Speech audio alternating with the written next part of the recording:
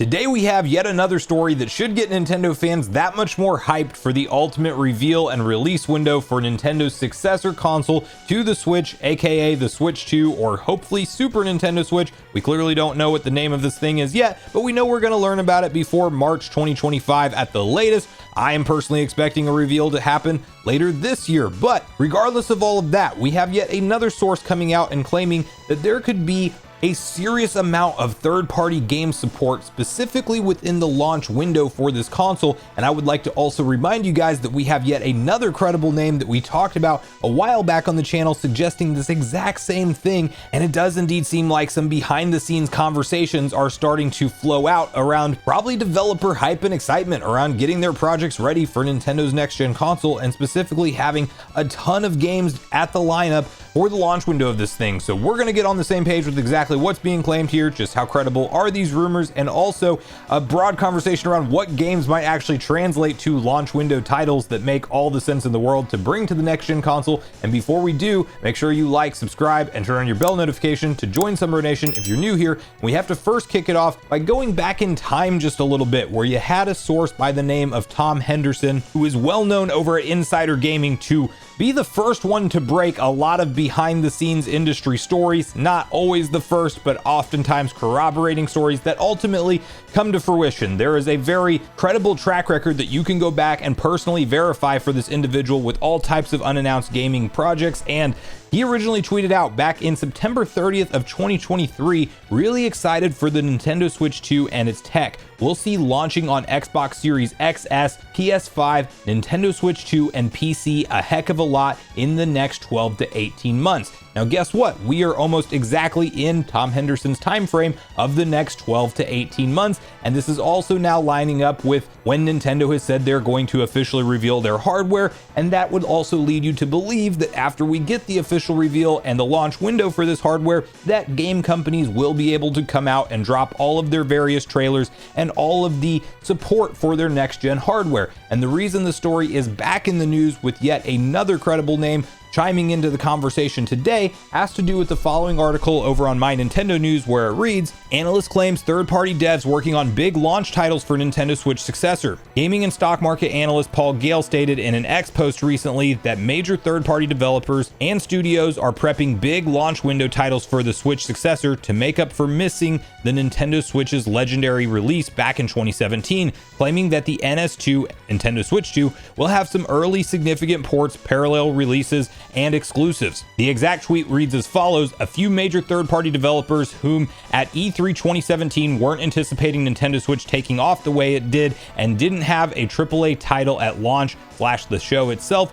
are working on big launch window releases for Nintendo's next system. Nintendo Switch 2 will have some early significant ports, parallel releases, and exclusives. I am thrilled at the prospect of what's next." If true, it would explain why major releases over the past year have skipped the Switch, not just for the boost in hardware that will come with its successor, but also to coincide with the next iteration's launch. In the comments, Gale pointed out that the 2022 and 2023 Game of the Year award recipients of Elden Ring and Baldur's Gate 3 as possible launch titles for the second Switch. Other heavy hitters from recent memory like Atlus's Persona 3 Reload or Capcom's Resident Evil 4 Remake might be a part of the lineup as well. Whatever the case, so long that there is a strong show of third-party support for Nintendo's next console, no one will be able to say that the Switch 2 doesn't have games. Now, first off, even if you want to play it super safe for your own personal expectations and put zero stock into what either of these sources are claiming, just from a business and logic-based perspective, we should expect a ton of third-party support for Nintendo Switch 2. There are some deals that are already inked and signed in writing as part of things like the Activision Blizzard merger, where we know that Microsoft will indeed be supporting Call of Duty on Nintendo platforms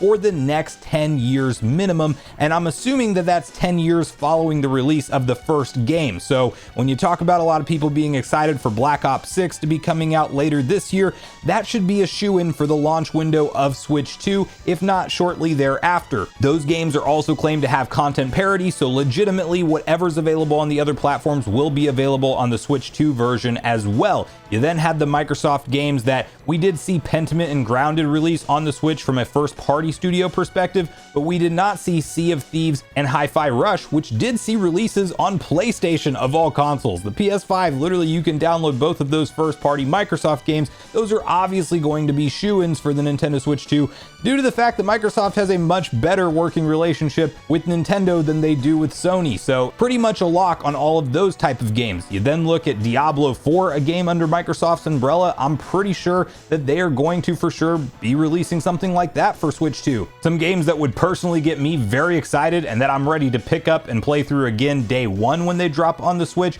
is none other than Elden Ring and the missing Dark Souls games alike. I'm ready to replay those on a hybrid console where I can take it on the go or play on a big screen TV, either way, and have legitimately hundreds of hours of gameplay worth of fun. We are missing Dark Souls 2 and 3 and Elden Ring entirely from Nintendo's super successful hardware. We only have Dark Souls 1 remastered playable, and I think that for Bandai Namco and FromSoft, it is a no-brainer to bring that stuff over to Switch relatively soon right after the release. I could even see a game like Elden Ring with its mass market appeal at over 25 million units moved. Like, definitely throw that on the Switch 2 as a day one launch game. Like, it's literally a no-brainer and a cash cow for FromSoft, Nintendo, and Bandai Namco. So get it done. That's definitely going to make a lot of sense, especially if you package it in with the Shadow of the Erdtree DLC and throw it in all as one packaged product. Like, it's a no-brainer.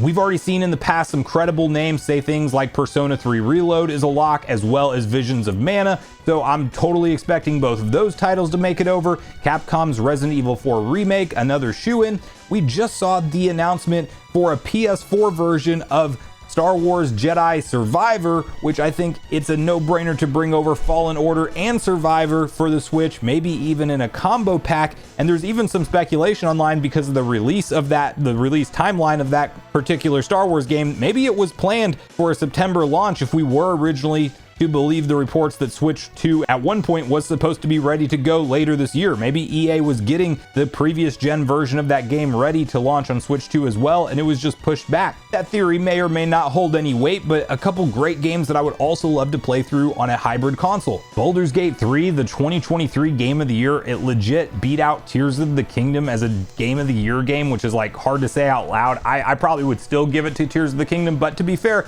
I haven't given Baldur's Gate 3 a chance, so I'm not going to disagree with that until I do end up giving it a chance. But this is the kind of reputation that that game has online and amongst its fans, and you know, there was a ton of people claiming that this is a revolutionary title in every stretch of the imagination. We could have something like that playable on Nintendo's next-gen hardware. You think about the modern fighting games that have been coming out, Street Fighter 6, another shoe-in release for the next-gen hardware. Like, we're gonna have a ton of trailers to expect. I would love to pick up some of the Souls-like that were really good from the last couple years, Lies of P and Lords of the Fallen. I think those are both 2023 games, excellent ones at that. Like, absolutely some shoe-in releases that could hit the Nintendo's next-gen hardware. WWE 2K games could make a return easily. I'm pretty sure they will.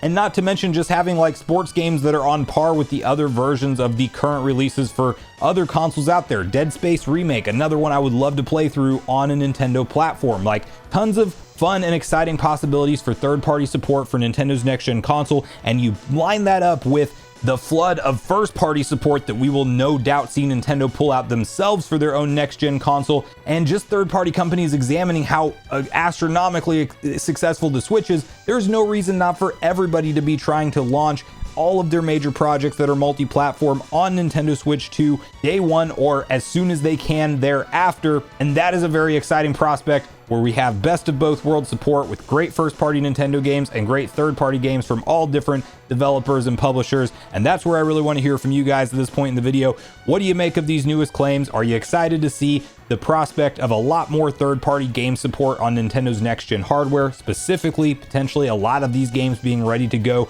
right within the launch window of the console? meaning kind of like the first 6 to 9 months ish? And do you think a lot of the games we discussed in terms of the possibilities are highly likely to come over, or what are some games that weren't talked about in this video that you would love to see have some kind of Switch 2 announcement once we officially learn about the hardware? And finally, do you personally buy into and believe these claims, or do you think it might be something a lot lighter when it comes to third-party support, at least initially, until the units really start to move further into the life cycle for Nintendo's next-gen hardware? So make sure you share all your thoughts and feelings in the comments down below before you leave, regardless if we agree or disagree. Also, make sure you like, subscribe, turn your notification bell. And with that, I've been Sunbro, you've been Nation. Thanks so much for watching, and I'll see you guys in the next video.